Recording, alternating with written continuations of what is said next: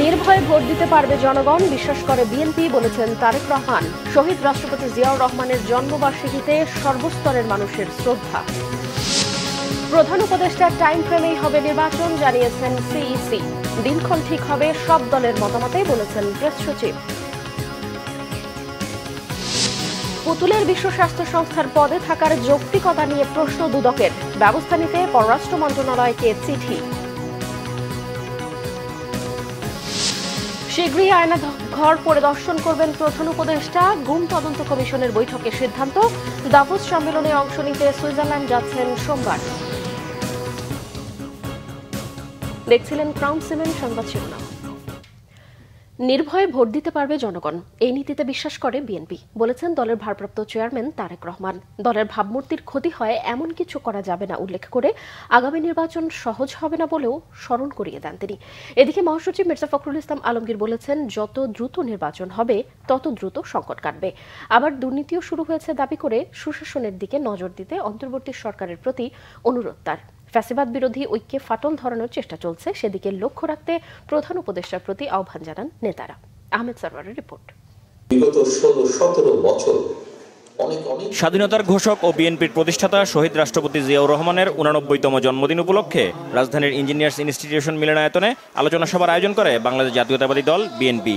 এতে ভার্চুয়ালি অংশ নেন দলের ভারপ্রাপ্ত চেয়ারম্যান তারেক রহমান। এই সময় তিনি বলেন, জবাবদিহিতা নিশ্চিত হলেই পরিবর্তন আসবে। আমি আমার আদর্শের কথা বলবো, আরেকজনের আদর্শের কথা বলবে। আমি সুযোগ পেলে আমার আদর্শ বাস্তবায়ন করব, জনগণ যদি আমাকে সুযোগ দেয়। অন্য কেউ সুযোগ পেলে তাকে যদি জনগণ সুযোগ দেয়, সে তার আদর্শ বাস্তবায়ন করবে, যা তার জনগণের সামনে উপস্থাপন করবে। বাট একটি ক্ষেত্রে যে কোনো মূল্যে এক জায়গায় আমাদেরকে থাকতে হবে, সেটি হচ্ছে নির্দিষ্ট সময় পরে পরে দেশের নিয়ম, আইন, কানুনের, সংবিধান যে সময়টি বেঁধে দিবে, সেই সময় পরে পরে অবশ্যই রাষ্ট্রের বা সরকারের প্রতিটি পর্যায়ে যেখানে নির্ধারিত হবে সেখানে ভোট হতে হবে। সেটি জাতীয় সংসদ হোক, সেটি পৌরসভা হোক, ইউনিয়ন পরিষদ হোক, যেটি হোক না কেন। অর্থাৎ জবাবদিহিতা, ভোটই একমাত্র, ভোটের অধিকার একমাত্র জবাবদিহিতা তৈরি করতে পারে। বিভ্রান্তিকর কাজ করা থেকে বিরত থাকার ও মানুষের পাশে থাকতে দলের নেতাকর্মীদের প্রতি আহ্বান জানান তারেক রহমান। আমাদেরকে সতর্ক সচেতন হতে হবে সহকর্মীবৃন্দ। বারে বারে আমি বলছি, আমি আজকে গত কয়েক মাস ধরে বলছি, সামনের নির্বাচন এত সহজ নয় আপনারা যত সহজ ভাবছেন। আমাদেরকে এমন ভাবে দাঁড়াতে হবে যাতে জনগণ বোঝে আমরা তাদের সাথে আছি, জনগণ বোঝে আমরা তাদের পাশে আছি, জনগণ বোঝে যে জনগণ যেভাবে চায় আমরা সেভাবেই আছি, জনগণের প্রত্যাশা অনুযায়ী আমরা সেভাবেই তাদের পাশে আছি। বিএনপি নেতারা বলেন, স্বাধীনতার উষালগ্নে যেখানে রাজনীতিবিদরা ব্যর্থ হয়েছেন, সেখানেই শহীদ রাষ্ট্রপতি জিয়াউর রহমান সফলতা দেখিয়েছেন। শুধু তাই নয়, রাষ্ট্র পরিচালনায় যখন রাজনীতিবিদরা ব্যর্থ হয়েছেন, তখনও তিনি আবির্ভূত হয়েছেন ত্রাতা হিসেবে। ২৪-এর গণ আন্দোলনেও জিয়া বেশ প্রাসঙ্গিক বলে মন্তব্য তাদের। প্রতিটি জিনিসের দাম বেড়ে গেছে। আমি অন্তর্বর্তীকালীন সরকারকে বলবো, অনুগ্রহ করে ওই দিকে নজর দিন, অনুগ্রহ করে সুশাসনের দিকে নজর দিন। এখন আপনার সরকারের যারা আমলা আছে, যারা কর্মচারী কর্মকর্তা আছে, তারা কিন্তু আবার শুরু করেছে আগের মতো কাজ। দুর্নীতি শুরু হয়ে গেছে। ওই যুক্তি খুব কড়া যুক্তি, যা গিয়ে সংস্কার হবে, তারপরে নির্বাচন হবে। নির্বাচন কেন চাইছি আমরা? নির্বাচন চাইছি যে নির্বাচন ছাড়া, একটা নির্বাচিত সরকার ছাড়া কখনোই আপনার সেই শক্তি পাওয়া যায় না, সেই ম্যান্ডেট পাওয়া যায় না, সেই লেজিটিমেসি পাওয়া যায় না, বৈধতা পাওয়া যায় না। যত দ্রুত হয় ততই দেশের সংকট দ্রুত কাটবে, রাজনৈতিক সংকটগুলো মোকাবেলা করা সম্ভব হবে। যে সরকারকে আমরা সমর্থন করি, যত শীঘ্র সম্ভব একটি নির্বাচন দিয়ে জনগণের অধিকার জনগণের কাছে ফিরিয়ে দিয়ে জনগণের সরকার প্রতিষ্ঠা করে তারা বিদায় নেবেন, তাহলেই তাদের জন্য এটা সম্মানজনক হবে এবং দেশের জনগণের জন্য কল্যাণকর হবে। দলের নেতারা বলেন, শহীদ জিয়া শুধু একটি দেশের ভিত্তি দিয়ে যাননি, দেশের উন্নয়নের ভিত্তিও দিয়ে গেছেন। আমাদের এই মুহূর্তে করণীয় শহীদ জিয়ার আদর্শকে অনুসরণ করা, তার মতো সৎ দেশপ্রেমিক হওয়া। আমাদের এই দলের উপরে কোনো ধরনের কলঙ্ক যাতে না আসে প্রত্যেকটি কর্মীকে নেতাকে সেই জন্য সজাগ থাকতে হবে। আমি আমাদের অ্যাক্টিং চেয়ারপারসনকে বলতে চাই, যত বড় নেতাই হোক দুর্নীতির অভিযোগ পেলে তাকে সাথে সাথে বহিষ্কার করে দিবেন। আমরা একজন দুজন ব্যক্তির জন্য আমাদের দেশ এবং জাতির এবং দলের ভাগ্যকে বিপর্যয়ের সামনে নিতে চাই না। একদিনে আসমান থেকে টপকে 5ই আগস্ট পতিত হয় না। It's a result of continuous, it is a cumulative result of continuous democratic movement and fight. ফ্যাসিবাদ বিরোধী জাতীয় ঐক্য যেটা সৃষ্টি হয়েছে, সেই জাতীয় ঐক্যে ফাটল সৃষ্টি হওয়ার মতো কোনো পদক্ষেপ আমরা এখন দেখছি যেটা জাতির জন্য কল্যাণ বয়ে আনবে না। আমরা জাতি সেবা ঐক্যবদ্ধ হয়েছি, ফ্যাসিস্টকে বিতাড়িত করেছি এবং রাজনীতিতে তারেক রহমান সাহেব যে নতুন টোন সেট করেছেন সেটা আমাদেরকে বুঝতে হবে, ধারণ করতে হবে, সেটাকে মাথায় রেখে আগামী দিনে চলতে হবে। সততার কোনো বিকল্প নাই। বিএনপিতে সবকিছু আছে, যদি আমরা সৎ থাকতে পারি, সৎভাবে আগামী দিনে আমাদের পথ চলতে পারি, বিএনপিকে রুখে দেওয়ার শক্তি বাংলাদেশে কেউ নাই। ছাত্র জনতার কাজ ছাত্র জনতা করেছে। রাজনৈতিক দল হিসাবে দেশের বৃহত্তম রাজনৈতিক দল বিএনপি তারা বাংলাদেশে গণতন্ত্রে ফিরে আনার ক্ষেত্র প্রস্তুত করে দিয়েছে। জিয়ার আদর্শ ধারণ করতে না পারলে মানুষের মন থেকে ছিটকে যেতে হবে বলেও দলের নেতাকর্মীদের হুঁশিয়ারি দেন বিএনপি নেতারা। যখন স্বৈরাচার এরশাদ আহমেদ সরওয়ার, বাংলা ভিশন, ঢাকা। এর আগে বিএনপি মহাসচিব মির্জা ফখরুল ইসলাম আলমগীর বলেছেন, সংস্কার ও নির্বাচনের মধ্যে কোনো বিরোধ নেই, দুটোই একসাথে চলতে পারে। রাজনৈতিক দলগুলোর সাথে আলোচনা করে সংস্কার কমিশনের রিপোর্ট চূড়ান্ত করতে হবে বলেও মন্তব্য তার।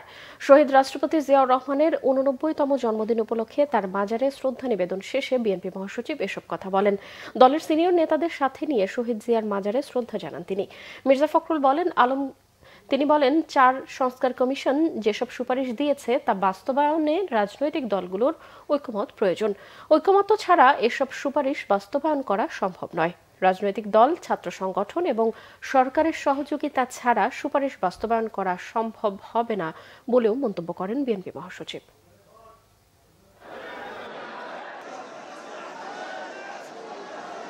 সংস্কারও চলবে, নির্বাচন হবে এবং যে সরকার আসবে, যে দল সরকারে আসবে তারা সেই সংস্কারগুলোকে এগিয়ে নিয়ে যাবে। আমরা আমাদের দলের পক্ষ থেকে আমরা পরিষ্কার করে বলতে পারি যে আমরা প্রতিটি সংস্কারকে এগিয়ে নিয়ে যাব। সরকার যেটা বলেছে এবং যে পরিকল্পনা করেছে, এই রিপোর্টগুলো পাওয়ার পর রাজনৈতিক দলগুলোর সঙ্গে আলোচনা করবে, তারপরেই সিদ্ধান্ত হবে এবং ঐকমত ছাড়া কোনোটাই গ্রহণযোগ্য হবে না। শহীদ রাষ্ট্রপতি জিয়াউর রহমানের জন্মবার্ষিকী উপলক্ষে তার জন্মভূমি বগুড়ার গাবতলী উপজেলার বাগবাড়ি গ্রামের জিয়া বাড়িতে দিনব্যাপী বিভিন্ন কর্মসূচির অংশ হিসেবে আশপাশের কয়েক গ্রামে শীতার্থ মানুষের মাঝে শীতবস্ত্র বিতরণ করা হয়েছে। বিএনপির সিনিয়র যুগ্ম মহাসচিব রুহুল কবির রিজভী এসব শীতবস্ত্র বিতরণ করেন। নেতাকর্মী ও সমবেত জনতার উদ্দেশ্যে বক্তব্যে শহীদ জিয়াউর রহমানের অবদানের কথা তুলে ধরেন তিনি। বলেন, দেশে যখন খাদ্যের সংকট, খাবারের জন্য মানুষ হাহাকার করছে, ঠিক সেই অবস্থায় দায়িত্ব নিয়ে দেশ গড়েছেন। দেশে বহুদলীয় গণতন্ত্র প্রতিষ্ঠা করেন। শেখ হাসিনা সরকারের সমালোচনা করে বলেন, ক্ষমতা টিকিয়ে রাখার জন্য র্যাব পুলিশকে ব্যবহার করে দেশে খুনের রাজত্ব কায়েম করেছিলেন শেখ হাসিনা। কেন্দ্রীয় জাতীয়তাবাদী স্বেচ্ছাসেবক দলের আয়োজনে এ সময় অন্যান্যের মধ্যে উপস্থিত ছিলেন দলের সভাপতি এস.এম. জিলানী।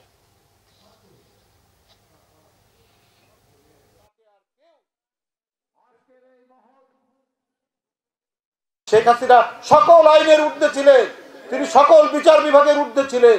তার হাতে তিনি মনে করেছেন যে নমরুদ যেমন তার ক্ষমতায় হাতে নিয়ে মনে করেছে যে তাকে আর কেউ ফেলতে পারবে না, তিনি আজীবনের জন্য তিনি একেবারে আল্লাহর চাইতেও তার শক্তি বেশি, এটা মনে করেছিলেন। আপনারা তো জানেন এই কাহিনী। শেখ হাসিনা ওই পর্যায়ে চলে গেছিলেন যে তাকে আর কেউ স্পর্শ করতে পারবে না। তিনি দুর্নীতি করবেন, টাকা মারবেন, টাকা পাচার করবেন, তাও তাকে কেউ স্পর্শ করতে পারবে না, এত ক্ষমতা। চারিদিকে আইন শৃঙ্খলা বাহিনী, পুলিশ, র্যাব, বিজিবি, যাকেই তিনি নির্দেশ দেন তারাই ঝাঁপিয়ে পড়ে গণতান্ত্রিক আন্দোলনের নেতাকর্মীদের মিছিলে। প্রধান নির্বাচন কমিশনার এএমএম নাসির উদ্দিন জানিয়েছেন, প্রধান উপদেষ্টার টাইম ফ্রেম অনুযায়ী আগামী নির্বাচনের প্রস্তুতি নিচ্ছে কমিশন। বলেন, রাজনীতির মধ্যে ঢুকতে চায় না কমিশন, সংবিধানের মধ্যেই থাকতে চায়। আগামী 6 মাসের মধ্যেই ভোটার তালিকা হালনাগাদ কার্যক্রম শেষ হবে বলেও আশা প্রকাশ করেন তিনি। সকালে নির্বাচন কমিশনে ইউএনডিপির প্রতিনিধি দলের সাথে সাক্ষাৎ শেষে এসব কথা বলেন প্রধান নির্বাচন কমিশনার। তিনি বলেন, আইন বহির্ভূত কোনো সিদ্ধান্ত নেওয়া হবে না। সন্দেহ দূর করার জন্যই নতুনভাবে ভোটার তালিকা যাচাই করা হচ্ছে। নতুন কমিশন একটি নিরপেক্ষ নির্বাচন দিতে বদ্ধপরিকর। নির্বাচন সঠিকভাবে পরিচালনা করতে ইউএনডিপির সাহায্য চাওয়া হয়েছিল এবং খুব দ্রুতই সংস্থাটি সাড়া দিয়েছে বলেও জানান প্রধান নির্বাচন কমিশনার। সিএসি আরও বলেন, কোনো রাজনীতির মধ্যে ঢুকতে চায় না কমিশন, আইন ও বিধি অনুযায়ী কাজ করে যাবে ইসি। আজ থেকে বাড়ি বাড়ি গিয়ে ভোটার তালিকা হালনাগাদের কাজ শুরু হবে বলেও জানান সিইসি। একদম মাননীয় প্রধান উপদেষ্টার ঘোষিত যে টাইম ফ্রেম, ওটাকে মাথায় রেখে আমরা কাজ করছি। এই রাজনৈতিক বক্তব্য মধ্যে আমরা ঢুকতে চাই না, আমরা রাজনীতির মধ্যে ঢুকতে চাই না। আমরা আইন কানুন বিধিবিধান সিস্টেমের মধ্যে থাকবো, একদম ক্লিন স্লেট। আমরা চাই যে একদম স্ট্রেট, যাতে সবাই একটা ফ্রি ফেয়ার গেম আমরা উপহার দিতে চাই। এদিকে প্রধান উপদেষ্টার প্রেস সচিব শফিকুল আলম জানিয়েছেন, সংস্কার কমিশনের প্রতিবেদনগুলো নিয়ে সব রাজনৈতিক দলের সাথে বৈঠক করেই নির্বাচনের দিনক্ষণ নির্ধারণ করা হবে। রাজনৈতিক দলগুলো কম সংস্কার চাইলে ডিসেম্বরে আর প্রয়োজনীয় সংস্কার চাইলে 2026 সালের জুনে নির্বাচন হতে পারে বলে জানান তিনি। রবিবার রাজধানীর প্রেস ইনস্টিটিউটে বাংলাদেশ কৃষি সাংবাদিক ফোরাম BAJF আয়োজিত কৃষি সাংবাদিকতা প্রশিক্ষণ অনুষ্ঠানে এসব কথা বলেন তিনি। দল হিসেবে আওয়ামী লীগ নিষিদ্ধের প্রশ্নে প্রেস সচিব জানান, গণহত্যা করেও এখন পর্যন্ত তাদের অনুশোচনাবোধ নেই। গণহত্যার সাথে জড়িতদের বিচার করবে অন্তর্বর্তীকালীন সরকার। বলেন, দল হিসেবে আওয়ামী লীগকে নিষিদ্ধের সিদ্ধান্ত নেবে রাজনৈতিক দলগুলো। অন্তর্বর্তী সরকারের বাজেটে সরকারি কর্মচারীদের জন্য বরাদ্দকৃত মহার্ঘ ভাতা প্রদানের সিদ্ধান্ত যৌক্তিক বলেও দাবি প্রেস সচিবের। আশপাশের দেশগুলোর চেয়ে বাংলাদেশের সরকারি কর্মচারীদের বেতন কম বলেও জানান তিনি। রক্ত দিয়ে হলেও সীমান্ত রক্ষা করা হবে বলে হুঁশিয়ারি দিয়েছেন স্বরাষ্ট্র উপদেষ্টা অবসরপ্রাপ্ত লেফটেন্যান্ট জেনারেল জাহাঙ্গীর আলম চৌধুরী। রাজধানীর ভূমি ভবনে এক অনুষ্ঠানে এই হুঁশিয়ারি দেন তিনি। স্বরাষ্ট্র উপদেষ্টা জাহাঙ্গীর আলম চৌধুরী বলেন, চাপাই সীমান্তে উত্তেজনা সমাধানের পথে চিন্তার কিছু নেই। তবে সীমান্তে আগে ছাড় দেয়া হলেও এখন আর কোনো ছাড় দেয়া হবে না। দুর্নীতি বন্ধে কঠোর বার্তা দেন তিনি। উপদেষ্টাদের পরিচয় দিয়ে কেউ তদবির করলে তাকে পুলিশে ধরিয়ে দেওয়ারও আহ্বান জানান স্বরাষ্ট্র উপদেষ্টা। দুর্নীতিবাজ যত প্রভাবশালী আত্মীয়ই হোক, আইনের আওতায় আনার নির্দেশ দেন তিনি। ভূমি, রেলওয়ে ও পুলিশ দুর্নীতি বন্ধ করে সেবা বাড়াতে সংশ্লিষ্টদের নির্দেশ দেন স্বরাষ্ট্র উপদেষ্টা। দুর্নীতির মামলায় আসামি শেখ হাসিনার কন্যা সাইমা ওয়াজেদ পুতুলের বিশ্ব স্বাস্থ্য সংস্থার আঞ্চলিক পরিচালক পদে থাকার নৈতিকতা ও যৌক্তিকতা নিয়ে প্রশ্ন তুলেছে দুর্নীতি দমন কমিশন দুদক। এ বিষয়ে প্রয়োজনীয় ব্যবস্থা নিতে পররাষ্ট্র মন্ত্রণালয়কে বলেছে সংস্থাটি। সাবেক কৃষিমন্ত্রী আব্দুস শহীদ ও সাবেক মন্ত্রী পরিষদ সচিব কবির বিন আনোয়ারের বিরুদ্ধে অবৈধ সম্পদ অর্জনের অভিযোগে মামলাও করেছে দুদক। বিস্তারিত নাবিল জাহাঙ্গীরের রিপোর্টে। পূর্বাচল নতুন শহর প্রকল্পে নিয়ম ভেঙে অবৈধভাবে রাজুকের 10 কাঠা প্লট জালিয়াতির ঘটনায় সাইমা ওয়াজেদ পুতুলকে আসামি করে সম্প্রতি মামলা করেছে দুদক। হুকুমের আসামি করা হয় তার মা শেখ হাসিনাকে।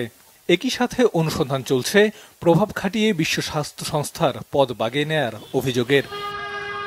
এবার মামলার আসামি কোন ক্ষমতা বলে বিশ্ব স্বাস্থ্য সংস্থার আঞ্চলিক পরিচালকের দায়িত্বে থাকেন তা জানতে পররাষ্ট্র মন্ত্রণালয়কে দুদকের চিঠি।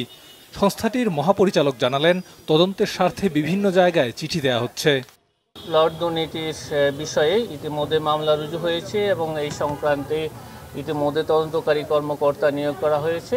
সাইমা ওয়াজেদ পুতুলের নিয়োগ সংক্রান্ত বিষয়ে এটা অনুসন্ধান কার্যক্রম শুরু হয়েছে।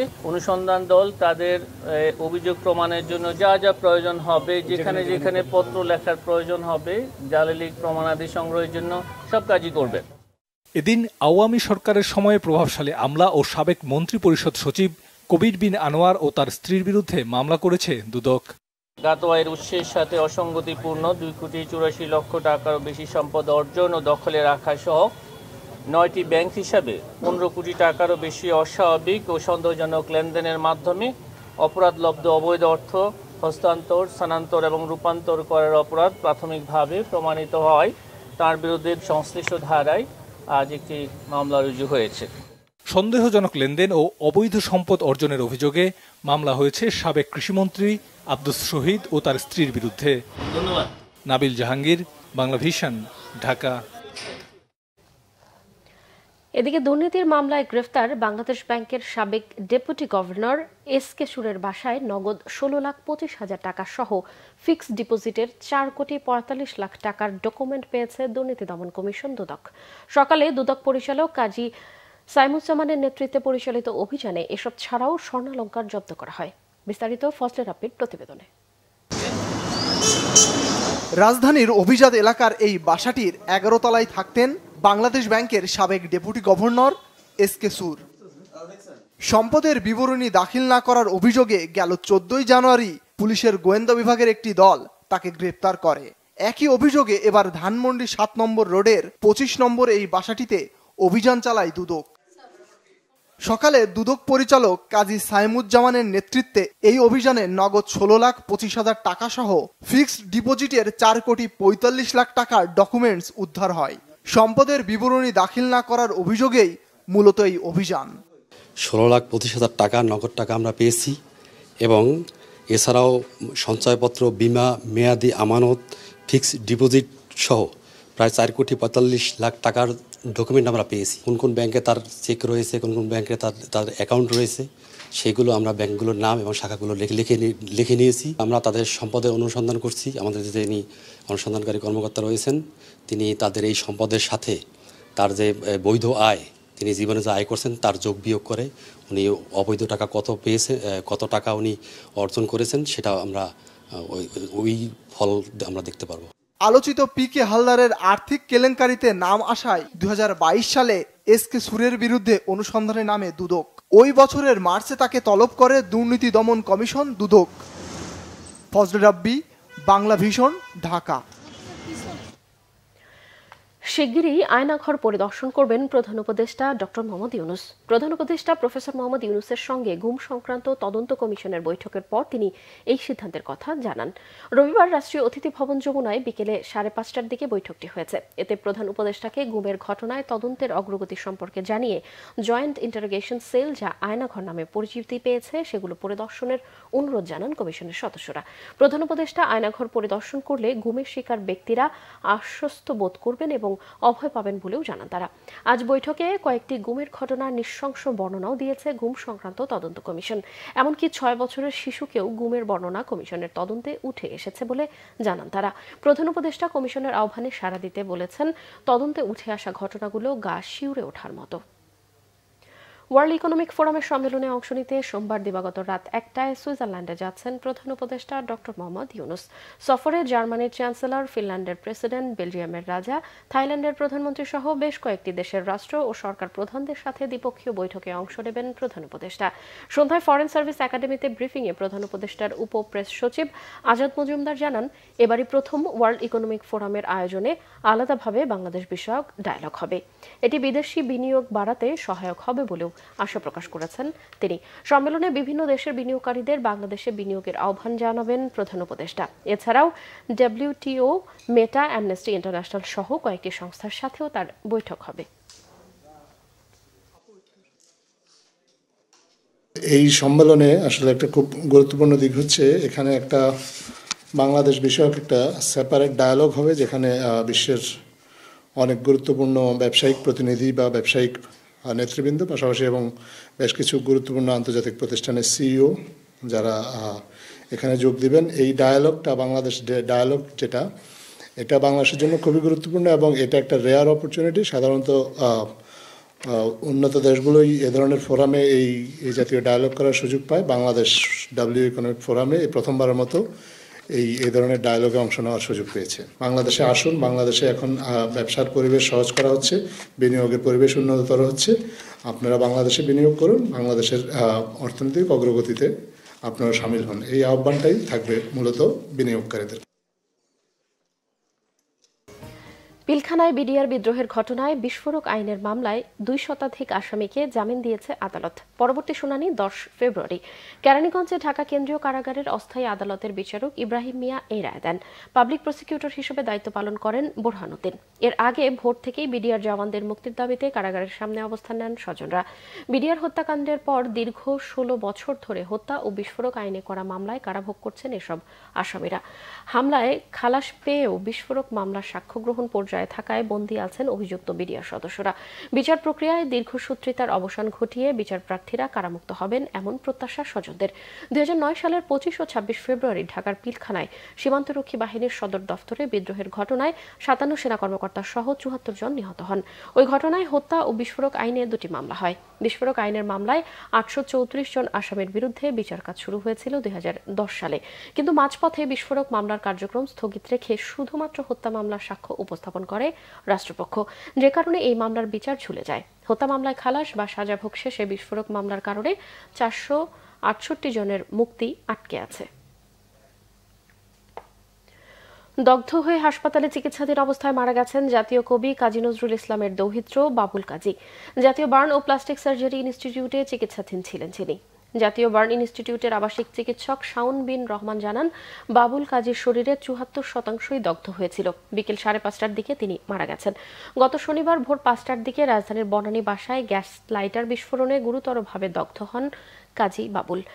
আশঙ্কাজনক অবস্থায় তাকে হাসপাতালে ভর্তি করা হয়। তার চিকিৎসায় শনিবার চিকিৎসক মারুফুল ইসলামকে প্রধান করে 19 সদস্যের একটি মেডিকেল টিম গঠন করা হয়। অবস্থার অবনতি হলে গতকাল রাতে লাইফ সাপোর্টে নেওয়া হয় তাকে।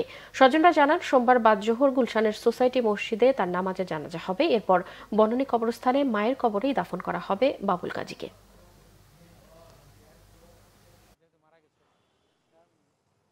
বিশ্বের যে কোনো জায়গায় মেজর বার্ন ট্রিটমেন্ট করা এবং সেই সকল পেশেন্টকে বাঁচানো একটু চ্যালেঞ্জিং বিষয়। তো ওনার বয়স প্লাস হচ্ছে গিয়ে 74% যে পুড়েছে, সব কিছু মিলিয়ে ওনার আসলে যে রিস্কের যে পোর্শনটা, ওনার সেই রিস্কের পোর্শনটা আসলে বেশি ছিল, যার জন্য হচ্ছে গিয়ে আমাদের আন্তর্জাতিক মানের চিকিৎসা আমরা দিচ্ছি। কারণ আমাদের বার্ন পেশেন্ট ম্যানেজমেন্টের যে প্রোটোকল, যে গাইডলাইন, সেটা অলমোস্ট সব জায়গায় একই রকম। সেই চেষ্টাটা আমাদের চলমান ছিল, কিন্তু কোমরবিড কন্ডিশন থাকার কারণে আসলে ওনার অবস্থা থেকে আসলে উন্নতির কোনো সুযোগ ছিল না। জাতীয় কবির পরিবারের নাতি, এটা বাংলাদেশের একটা আবেগের বিষয়। আমাদের খুব ঘনিষ্ঠ জন ছিলেন বাবুল কাজী, অত্যন্ত সদালাপী, অত্যন্ত ভালো মানুষ ছিলেন। তার মৃত্যুতে আমি এবং বাবুল কাজীর স্বজনদের কাছে গভীর শোক প্রকাশ করছি। অনাকাঙ্ক্ষিতভাবেই ঘটনাটা ঘটেছে।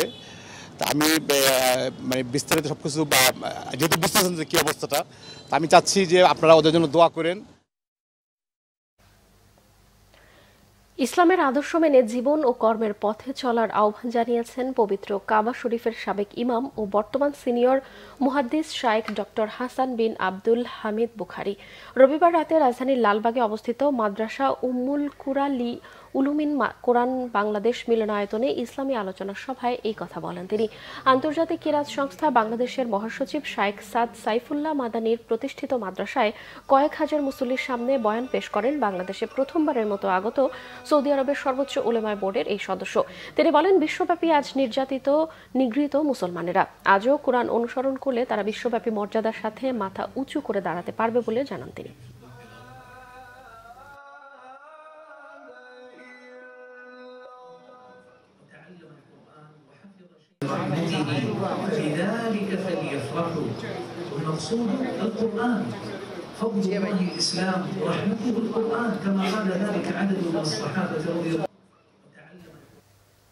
সংবাদ শেষ করব ক্রাউন সিমেন্ট শিরোনামগুলো আরো একবার জানি।